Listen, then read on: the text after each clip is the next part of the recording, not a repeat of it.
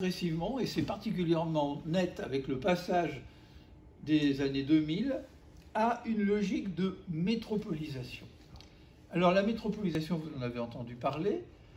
Qu'est-ce que c'est qu'une métropole? C'est tout simplement un ensemble urbain qui a développé son attractivité en concentrant des ressources de la population, des moyens de transport, des technologies et des moyens financiers. Autrement dit, c'est l'arrivée de la loi du marché, de la spéculation foncière, l'attraction des capitaux et des ressources humaines. C'est aussi un ensemble de villes qui ne résonnent plus simplement à l'échelle locale ou régionale, voire nationale, mais qui résonnent à l'échelle internationale, voire mondiale.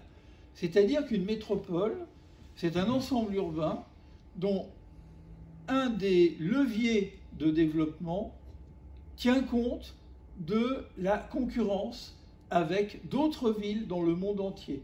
Par exemple, pour être concret, Paris est en concurrence très nette avec Londres, avec Amsterdam et avec Berlin. Et donc, il s'agit d'attirer quoi? D'attirer les entreprises, les cerveaux, les banques, etc., etc. La culture aussi, d'ailleurs, au passage. Donc, il y a un rôle très important ce changement de logique qui apparaît et qui accompagne la transformation des villes, mais cela entraîne aussi des transformations dans les rapports sociaux, avec une redistribution des catégories sociales dans l'espace. Redistribution des catégories sociales, ça veut dire qu'à mesure que les villes concentrent des richesses à l'intérieur du noyau central, en fait, les coûts du foncier, les types d'emplois qu'on trouve dans les zones centrales font que des catégories de population sont obligées de s'éloigner de plus en plus loin dans les périphéries, de manière à pouvoir assumer les coûts du logement. Et aussi la redistribution des activités qui ne sont pas des activités nécessairement de service, mais des activités plus productives au sens concret du terme. Et ça a des conséquences. Les conséquences, c'est quoi? On en verra d'autres tout à l'heure, mais la première des conséquences, c'est de rendre la population dépendante des questions de mobilité. Autrement dit, réseau de transport, développement de la voiture, développement des infrastructures de transport en commun, etc., etc. Donc, la ville change de vocation, en quelque sorte. Elle entre dans une logique entrepreneuriale. Elle est entraînée dans une logique de croissance accélérée en permanence. Ce qui en ressort, c'est qu'il y a un processus qui insidieusement se met en marche. C'est un processus d'adaptation à la loi du marché qui fait que les villes doivent croître, devenir de plus en plus attractives, ou alors elles perdent leur rang dans la compétition mondiale.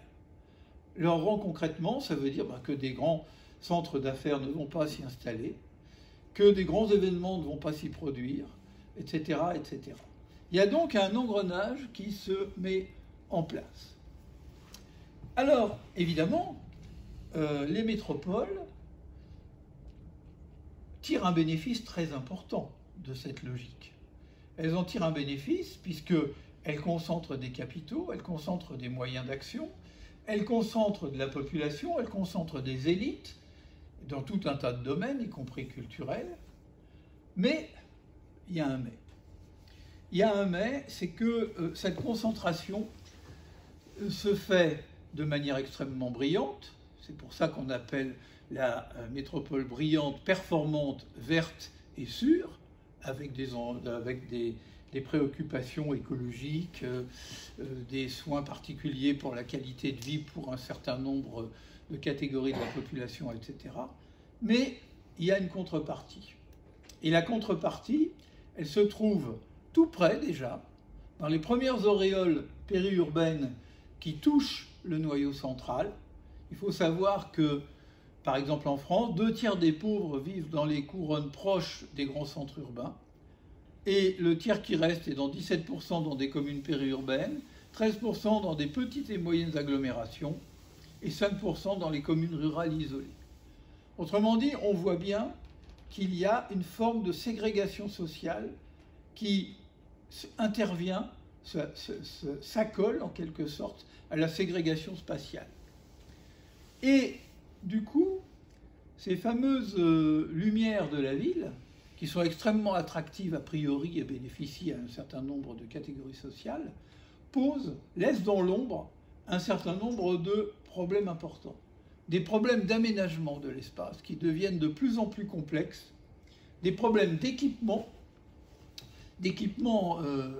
en périphérie et encore plus dans les zones rurales, des problèmes d'équité sociale, des problèmes de cohésion sociétale, on y reviendra par la suite, car derrière la ségrégation sociale, il y a aussi des formes de séparatisme qui se mettent en place. Il y a des questions évidemment environnementales, des questions agricoles. Autrement dit, d'un côté, un développement flamboyant et en fait, en arrière-plan, une foule de problèmes et de risques qui commencent à se rassembler et à intervenir dans la vie profonde des territoires. Alors, il ressort de cela que les métropoles concentrent des enjeux majeurs, concentrent la population, concentrent des activités, concentrent des capitaux, concentrent des initiatives. Très bien. Mais en réalité, cela complexifie considérablement la gestion globale des territoires et avec des injonctions contradictoires. Exemple, on veut protéger l'environnement. On veut protéger l'environnement, mais en fait, le fonctionnement du développement des métropoles génère automatiquement, on le verra tout à l'heure, un développement des mobilités et donc de consommation de l'espace et donc d'émissions de gaz à effet CO2, etc., etc. Donc en fait, d'un côté, dans les villes, on va promouvoir le vélo, on va promouvoir la trottinette, on va essayer de protéger tant bien que mal des espaces verts, mais indirectement, au-delà de cela, eh bien, l'existence même, le fonctionnement même, le principe de base de la métropole génère en fait d'un gigantesque fourmillement de déplacements dans tous les sens qui n'est pas du tout vertueux du point de vue écologique. L'autre aspect, c'est l'exposition à des risques. L'exposition et le développement de vulnérabilité. Autrement dit, derrière le développement de l'urbanisation mondiale, arrivent de nombreuses nuisances et des risques qui peuvent être mineurs ou majeurs, on va y revenir, et on le voit de plus en plus, des conflits. Alors au niveau mondial, par exemple, eh bien, on assiste à ce qu'on peut appeler une généralisation de l'habitat précaire. Sur la carte que vous voyez à gauche, on vous présente, pour notamment les pays d'Amérique du Sud, une bonne partie de l'Afrique et une bonne partie de l'Asie, on vous présente l'importance dans ces pays-là que prennent les habitats précaires autour des centres urbains rayonnants. Alors vous avez des photos qui sont assez suggestives, hein. Vous voyez Sao Paulo par exemple, avec les favelas qui sont tout autour. Vous voyez Bombay, donc pareil. Vous voyez dans le fond, vous voyez la ville moderne, la ville intégrée, hein, occidentalisée en quelque sorte. Mais tout autour, vous avez un fourmillement de, en fin de compte, ce qu'il faut bien appeler des bidonvilles, des habitats précaires. Et puis vous avez un autre exemple aussi, Jakarta, avec cette particularité des inondations classiques du secteur. Donc en fait, il y a un phénomène d'attraction vers les villes qui aboutit à vider des zones rurales qui sont pauvres, mais elles viennent en fait s'entasser dans des auréoles qui là sont franchement misérables. Et là, le facteur de densité intervient beaucoup pour complexifier la situation. On le verra par la suite. Alors, plus près de chez nous, ça pose la question de la mobilité.